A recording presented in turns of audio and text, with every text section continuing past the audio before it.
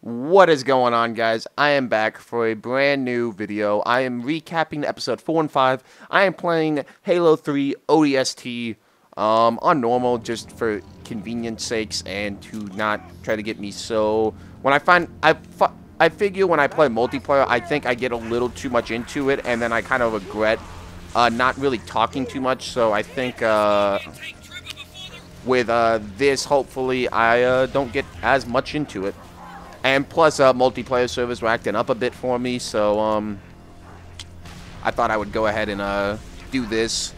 But yeah, we're here to... Oh shit! Nope, not gonna die, not gonna die, not gonna die. Yeah, plant it, bitch. I'm gonna die though. Haha! I need to find a health pack. But yeah. So let's go ahead and talk about episode 4. So Maya Mashak Maradi Boshwick, I think that's how you pronounce her name. I'm still not entirely sure. And Black Box were captured by Jackal Chips at the end of episode 3. And they really talk about how jackals are disgusting. As you can see, I'm killing the fuckers. And how they smell terrible, and really just kind of just how jackals look, how they just smell, and how all that. So we're sitting here, and they get a little bit into detail of like how they honestly think they're about to die. I just wasted that, and I'm completely out of ammo. Come here. Come here, buddy. Oh, God. I don't even have grenades. Damn it.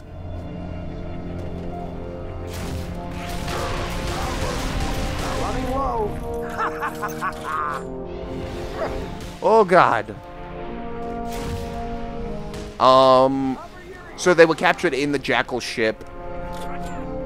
And while in this Jackal ship, they meet the leader of the Jackal ship. Honestly, the memory is a little bit fading, and I do apologize. So when it does come to that, I do honestly apologize, but I don't remember her name. But like I said, it isn't that big of an episode. The big episode is what's coming up in episode 5, which we will talk about here in a minute. Boshwick tries to fight one of these jackals, and it didn't turn out the best for her. She isn't dead, captured, and it was her and Mashak in a cage, eventually escaping.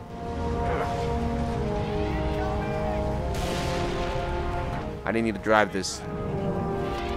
Okay. I want to drive it. Nope. Nope. So, they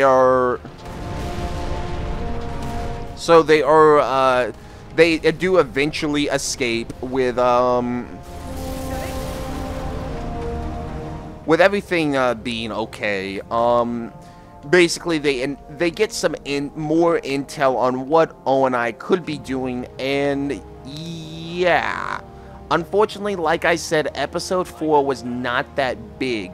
It honestly was a filler episode. Unfortunately, this was, like I said, it's a filler episode. It wasn't really meant to do that much, to maybe build a little bit of character, which doesn't hurt.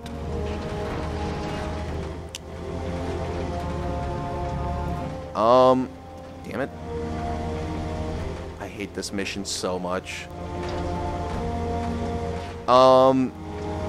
So we then get into, I'm gonna say that later in the episode, now, I'm just so into Halo right now. These are hard to do, honestly. If you ever do a live commentary, it's so hard to stay on topic and not just be into the game that you're playing. But we then, she will then, as soon as she wants to go find, Boshwick. I'm not sure if I'm pronouncing the name right, honestly, guys, and I do apologize if I'm not. But, Bashwick. That's how it sounds to me.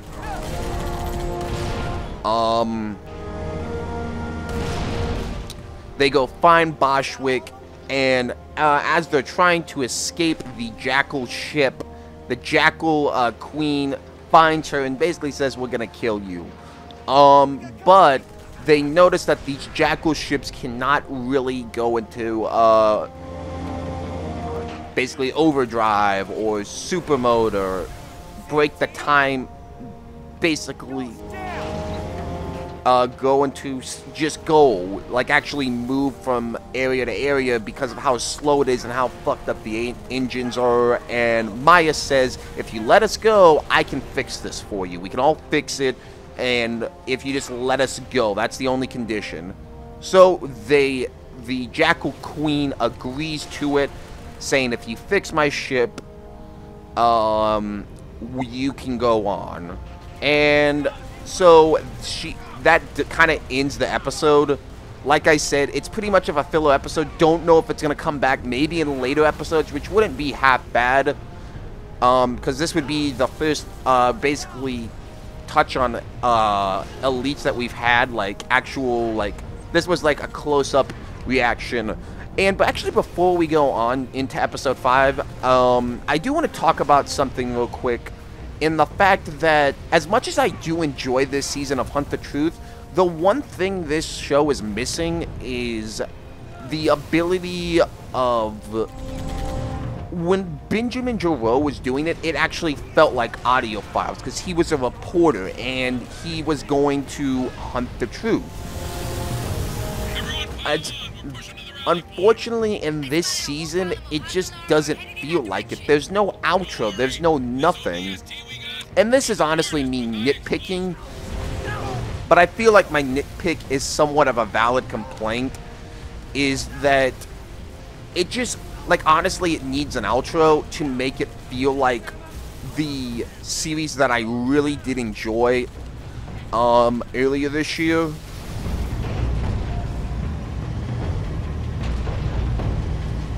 But it's okay. That's me honestly making a nitpick, but I don't feel like it's audio files anymore. Like, I feel like this is like a story, more of a story, and not in a better way though. I felt like with that, they got the point across of this being like something that you don't see every week. Like, this is someone that's out in the middle of nowhere that just uploads this. There was I'm Benjamin Giraud, and this is Hunt the Truth, which I'm actually going to tackle something in the later bits of this thing, and this is something that I've wanted to do for a while, but I'm now going to get a hold of it because I honestly feel like what's happening in some of this is wrong, but that's going to be after episode 5 recap of Hunt the Truth. So they get on their ship, and they are going to go to Lika 3, because there was going to be a somewhat massive crater. What we can believe now is that these are Guardians. This is what I believe is to be Guardians arising. Ready to fire. Relax, Marine. That's personally what I think, is that Good work, Trooper. Covenant's been rolling us back block by block. this is just... Like I say, it's leading maybe events up to Halo 5 to see these Guardians arise. And with Chief being non-existent, isn't good. With the size that you're describing of these events, could be catastrophic to the Halo universe if no one's there to stop it. But with Chief and Oni not on the best of terms, it's going to be very interesting to see what happens. But before landing onto this planet, unfortunately, Elsa Zane is right behind them, and she says, I'm on you, Pharaoh, or something along those lines. Basically saying, Pharaoh, I'm gonna get you. And she ends up crash landing the ship, which is huge. And you think our characters are dead, but they aren't. Now, before the ship was brought down, black box revealed that he gave this intel of these craters, one of these massive craters about to happen on Lika 3. I'm pretty sure I'm saying right, and I'm pretty sure I'm remembering right. If I do apologize. This is me not having a bad memory. This could just be me honestly pronouncing it wrong. What are you doing up there? I'm out of rockets! Kill that ray! So we then go on to find out. Okay, dismount. Move it to my position.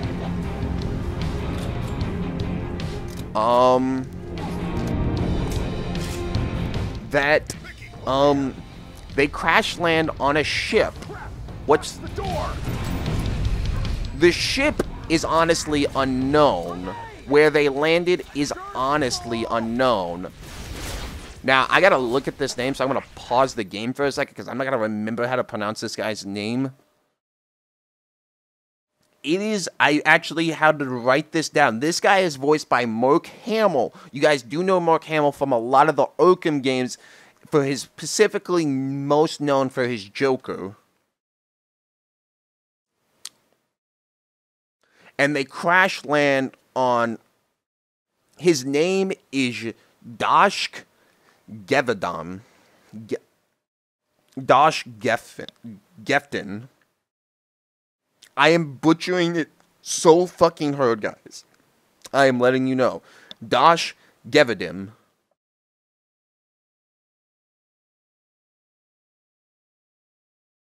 And so, Dosh Gevedin, I'm going to call him Doshk, is the leader of the Triads. The Triads basically being rebels or something along the lines of, in other games terms, basically, I don't, like in Fallout, almost like the Raiders of some type. But this is like a more fucked up Raiders, and you'll kind of see what I'm doing.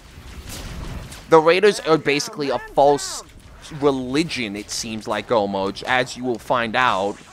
That the Triads are not people you really want to mess with. And you'll kind of figure out why. So Dashk, brings, Maya into a tent, saying, don't worry, your friends are fine. You and your friends are fine. You don't need to worry about anything. You got it. Everything's gonna be okay. And she's evaluating him, saying, like, you being here is one of the greatest things that's happened. Dashk is giving her some sort of test, basically to make sure she's okay, all that. But this test later becomes a lot more freaky. And you kind of figure out that Dashk is almost to the extent of a false god. They kind of build him up as a god with people surrounding him, believing in him to an extent. To the extent of a god. I'm going after it. Hold here. And so Maya eventually calls him out and says, you are doing this and that. I couldn't list all the details, but it's basically saying you are a false god and you are a false leader. What you do here is wrong, and Dashk does not appreciate that and says, you know what? I don't care what you really think of me, because what I'm about to do is going to make you, eat those words. Fuck this. God.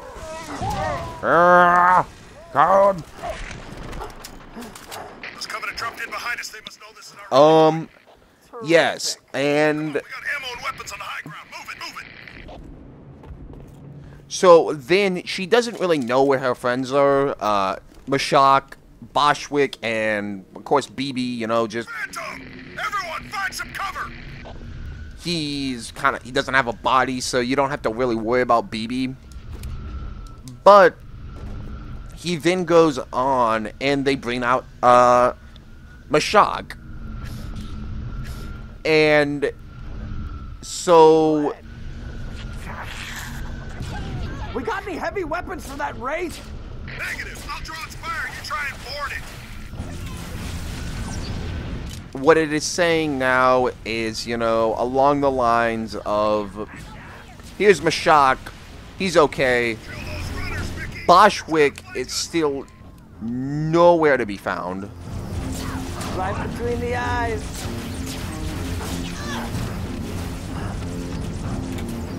And he says, you'll see what I mean in a little bit.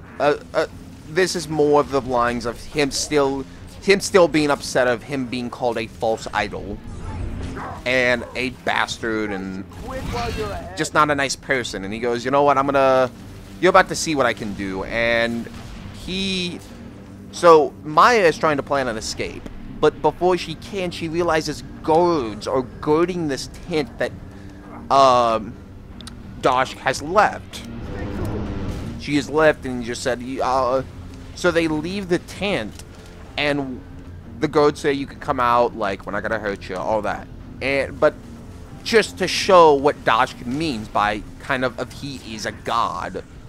With his disciples, I almost kind of want to call them, are surrounding him. Shit.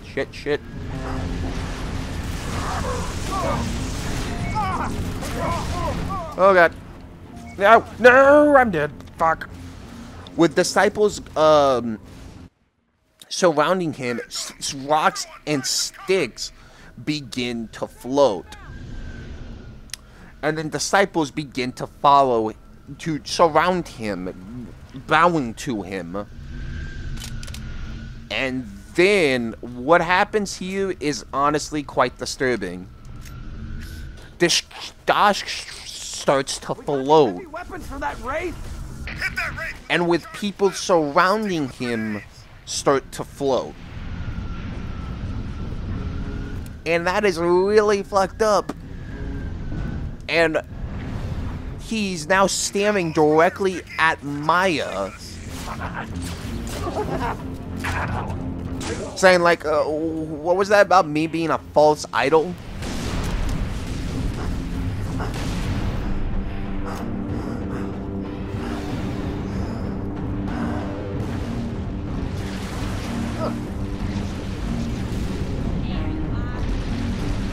I will tear your flesh from your Shit.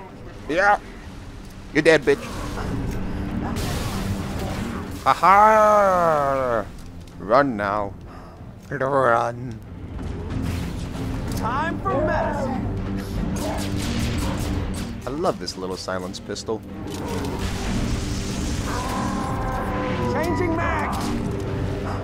Hate to break it to you, your bubble shield did not do shit. And almost just like, and just saying, who's like the false idol now, bitch?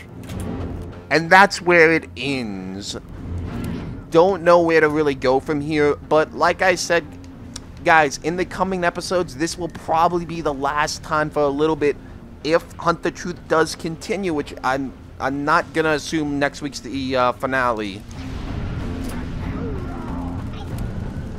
But next week is also the release of Halo 5 Guardians. So when this is released, which is probably going to be about a Wednesday morning, because you guys won't see it because I'm recording it Tuesday night and then internet issues. You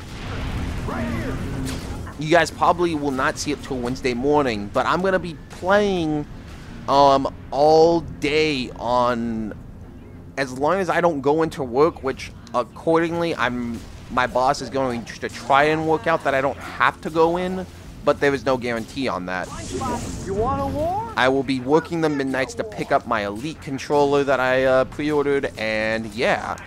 I'm not gonna end it just yet though, but like I said, next week will probably be me going into Halo 5 multiplayer and just talking. So then let's go ahead and talk about for a second. Now, the thing I wanted to talk about is recently, a lot of things have been going under fire, such as pre-orders and all that, and I'm not going to here to talk about that.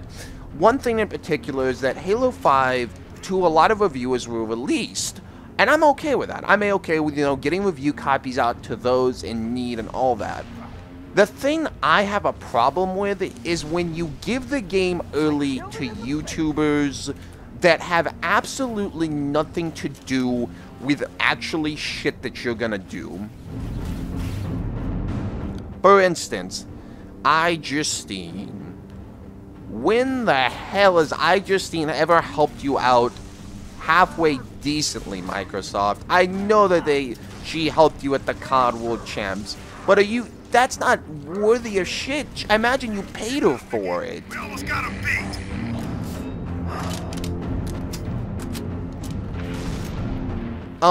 Tobuscus. When was the last time Tobuscus did shit for you? I understand if you want to give your game early, that's okay, but I paid $250, and for shit like this to be given out, and then people even post it on the internet, and spoil the game for others is honestly just wrong. Bullet, meet head. Head, meet bullet. Changing mags. And I'm not here to criticize you, Microsoft, because I'm so hyped for Halo 5. You guys saw, I bought the $250 edition for the game. I'm super excited for it. But I find it wrong, and I didn't get spoiled. I do know a few people that unfortunately did get the game spoiled for them. Due to people following on Twitter, and it just is wrong that you give it to YouTubers, and people that pay $250 can't even get the game a week early. And then, I'm okay. Even some people are getting this game like 2 weeks early even. And I'm not this, again, I don't want this to seem like me complaining about people doing that, because I'm not. I'm A-okay with that. But I have a problem with a whole bunch of random-ass YouTubers get to do it that have not done anything. I get if you want to give it to Ready Up Live. I get it if you want to get it to Rooster Teeth for what they've done. Machinima, reviewers, if you want to give it to Game Trailers, Game Informer, IGN, I get that. I 100% get that.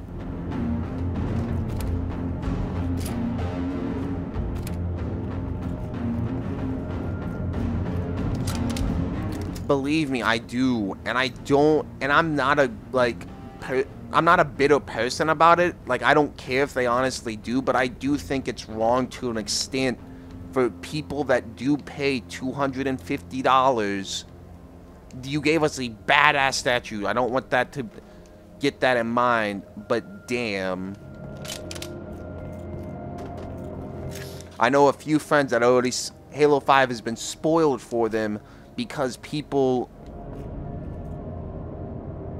because of just you giving out so many copies, and then so many YouTubers were watching it, have been playing it, and then so many people watch it, and then go on forums and then tweet about it.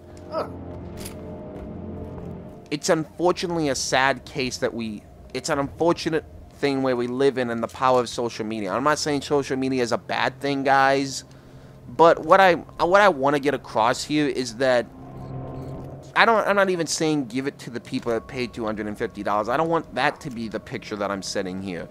What I'm setting here is that if these people want to preach about not pre-ordering a game, and this is where I kind of wanted to get into the talks of pre-orders, but I'm not going to get into the detail of it.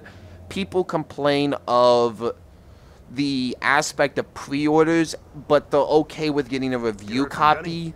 No.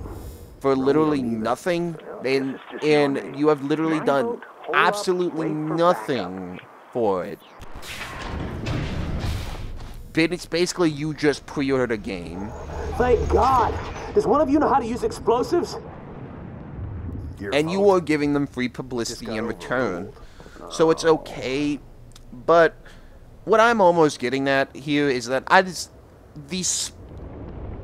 I would have rather you just given it to a few people of that deal, because basically the deal, to my knowledge, was honestly you will play the first 3 missions of the Halo campaign and put it on your game on a YouTube channel, and you will advertise it. And I clearly see that. I've seen many people do it. Rooster Teeth, Ready Up Live, Boogie2988, Tobuscus. Anyone that can get their hands on a review copy. IGN, so many people. I'm not to say this is a bad thing, but if we're really going to get into the aspects of pre-ordering and stuff, it just is a dull situation when people get spoiled a game because of, to me, honest BS. Because people want to get the game early as possible, and believe me, I get it. You want to play the game. But isn't those honestly what press events are for?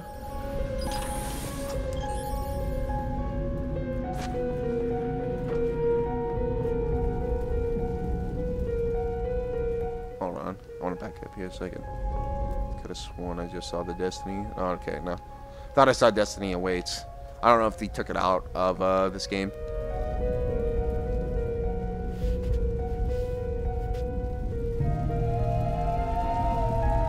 But, yeah, that was a little bit of a rant, guys. I don't want it to seem like I'm a bitter person, because I'm not. It just is upsetting to see my friends, you know, get spoiled of a game because they go on their social media.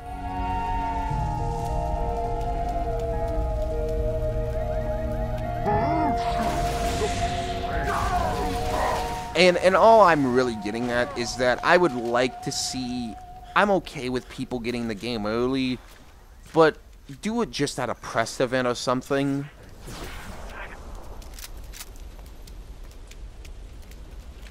And that's really it, guys. I don't want to seem like I'm a bitter person when it comes to people playing a game early, because I'm not. That's the slightest. I've got tons of games to play. So, them getting to play it early, good for them, but it's upsetting just to see people that complain about not pre-ordering, but are more than happy to take to get a review copy for it.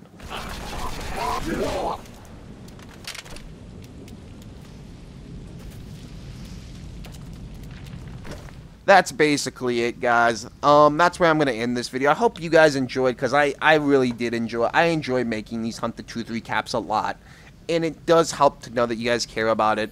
But that's where I'm going to end this video, guys. Like I said, and hit that like button if you're brand new here. Subscribe if you'd like to. It really does help out a lot.